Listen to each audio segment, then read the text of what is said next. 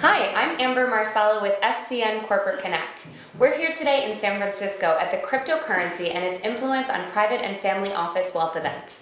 I'm here now with Sanjeev Chitre. He's the managing partner of the U-Group. Sanjeev, welcome and thank you so much for talking with us today. Thank you so much, Amber, for inviting me here. Well, thank you for throwing the event. I wouldn't be here if it weren't for you, right? Well, it was all because you're our friend from SCN.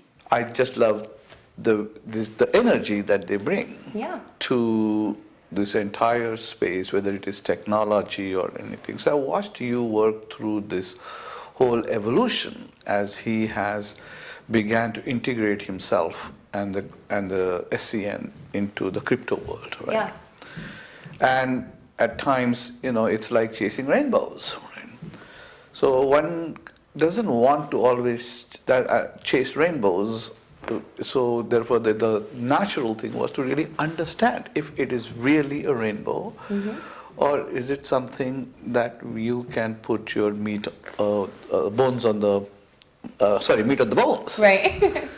And that was my thought process when I put together this event. Okay, great. Was to put some more meat on the bones. Is it something of a mirage, or is this something that can be transformed into reality? Right.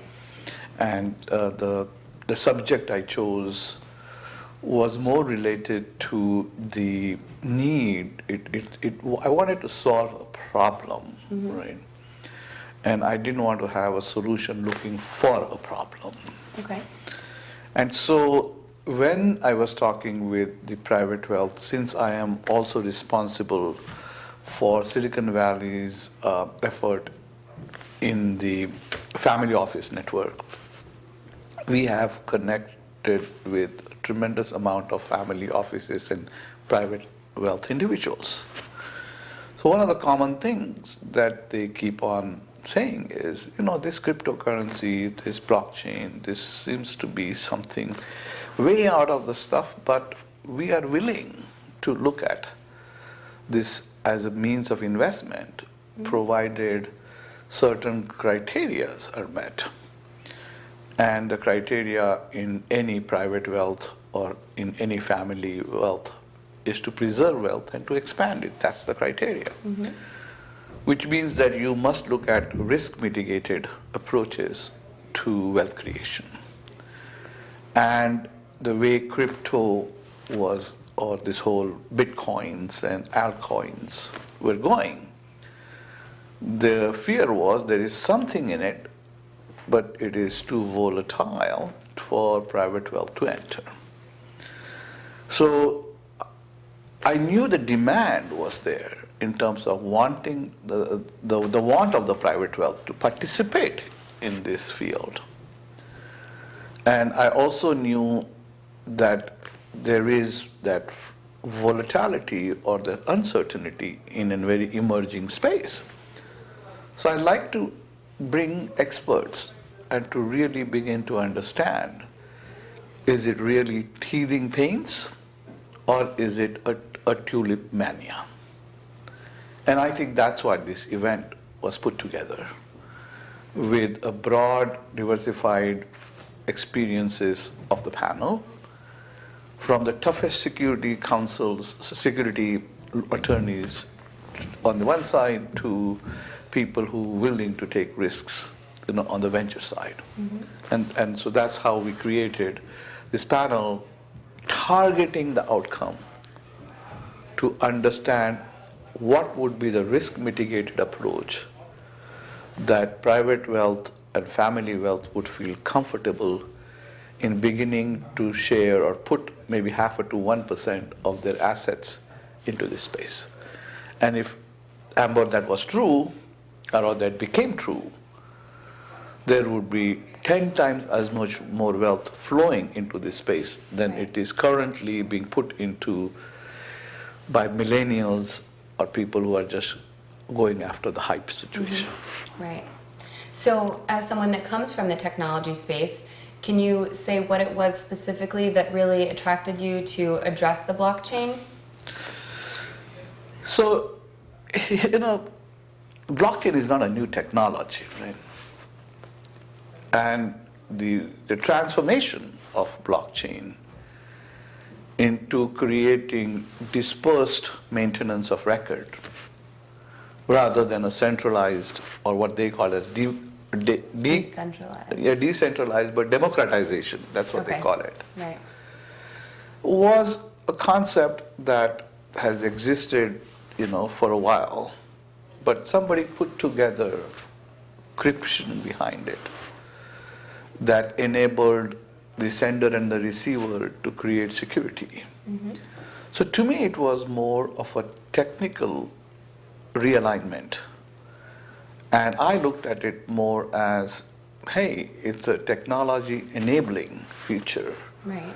to provide better resources of trackability, accountability.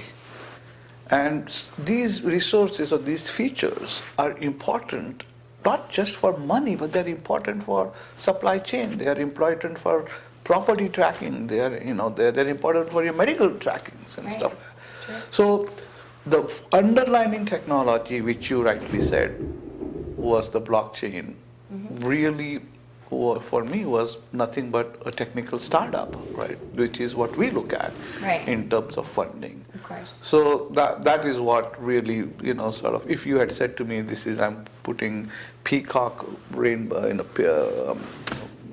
feathers together, Yeah. in some, that would not be a technology Of for course. me. So that's why it attracted That me makes to it. sense. So- Yeah. And I mean, this was obviously a very successful event. So what initially made you hold this event?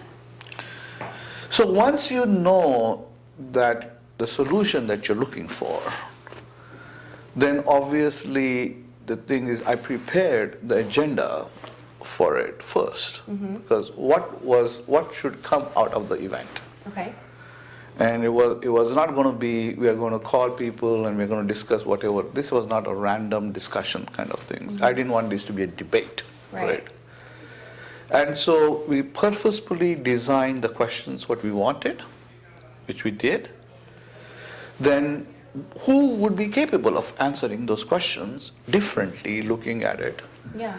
And then how could you engage a reasonably intelligent panel from the panel side and a very intelligent attendees Right. to create something that both people would learn together, Yep. and the common factor being not a technical jargon, but how do you sell this to private wealth? Right. The end customer of this has to be, how do we take what we have out of this event, and how can private wealth watch it and say, I feel comfortable with what these guys are doing now. And that would be the first step, because naturally that's where you would take the companies for the Right. funding. Yeah. And I do have targets or private wealth who's saying, once this thing is resolved, we would begin to play in this thing. So this was the first step towards getting those answers for ourselves, of course, Yeah. and then, of course, for the people who are going to participate. Once those doors are open, Amber, this is a non-stoppable, avalanche of capital coming into this space. Yeah. And I think you did a great job with the panel because you had a lot of variety, different ends of the spectrum as far as the people that were speaking. Yes, because the business needs to be looked at differently, right? The way I chose the panel was the risk to reward. I call it the risk to reward panel. Right. On one hand, you want somebody who is not willing to take any risks, Yeah. right? And who can be better than who enabled the Security Exchange Commission to take the legal steps to do what it had to do, Right. and has to be a lawyer, right? Of course. And on the other spectrum is the people who play with other people's money, which Yeah. is the venture capitalists. Yeah. Right? And so they play the numbers game. There is your perfect risk to reward. Right? And in between, we had the people who socially explained. We had a person who wrote a book on money. Because at the end, if you consider crypto money, as I said, today you take your $100 or $20 bill and you open it up and it says, in God we trust. Well, that's no different than cryptocurrency. In God we trust. Right. It is not backed by anything. Right. Right. So that's where we got the social people involved. And then obviously we needed family offices. How do they interpret? Mm-hmm. And one of the panelists had written a book, but he had looked at both money, which is fiat, and he is now transformed himself into writing about crypto. So that was a perfect combination. Absolutely. And I was very fortunate, of course, to find these people, because it's Silicon Valley, there is a rich talent pool. But that's not true. I had the guy fly from New York for just before he stopped in Korea, and that I called, for timing, perfect timing to make that happen. That's great. So how did you attract the people to attend the event? Obviously, I had a lot of help from both the small cap nation people. They already had their database of customers and clients, and you and I are partners. And you was addressing this element, and he saw this potentially as a way to channel more wealth into the clients for him. And then Steve Saulstein, who is the Chief Executive Officer for Family Office Network. So they wanted to bring this, they struggled with it because it is not something that they were comfortable with initially. Right. But, as I brought up the issue of how we could help the family office and the private wealth to come together, they got behind it. And so they promoted the event on their network.